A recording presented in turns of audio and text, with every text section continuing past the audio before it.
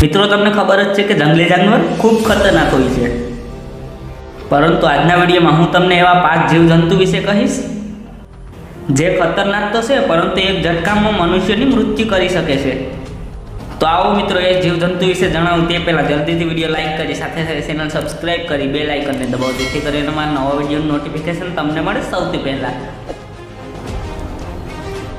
5મા ક્રમે આવે છે બુલેટ એન્ટ। બુલેટ એન્ટ કીડીઓની પ્રજાતિ છે। આ એક એવું જીવ છે જેના કરડવાથી ગોળી લાગવા જેવું દર્દ થાય છે, કદાચ એટલે જ આનું નામ બુલેટ એન્ટ રાખ્યું છે। જો આ કીડી કોઈને કરડે તો આનું દર્દ 24 કલાક સુધી સહન કરવું પડે, કારણ કે આની કોઈ સારવાર અથવા દવા નથી। ચોથું બ્રાઉન લેક્યુરસ સ્પાઈડર।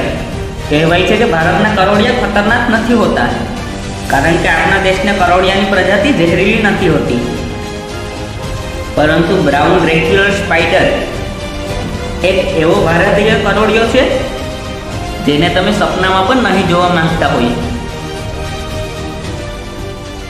આના મોઢાનું રિફ્લેક્ટિવ જેવ મનુષ્યની માંસપેશીને બરબાદ કરી નાખે છે।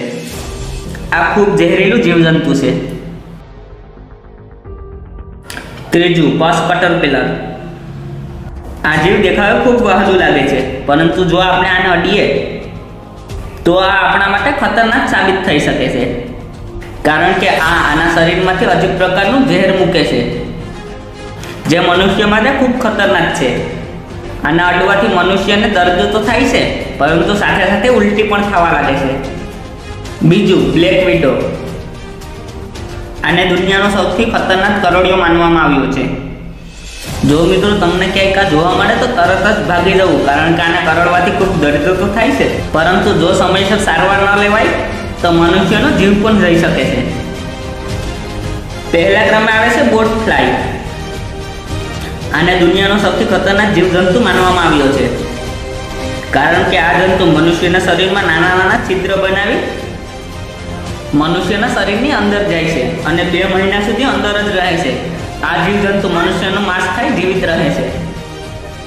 તો મિત્રો તમારા મુજબ કયું જીવજંતુ સૌથી ખતરનાક હશે?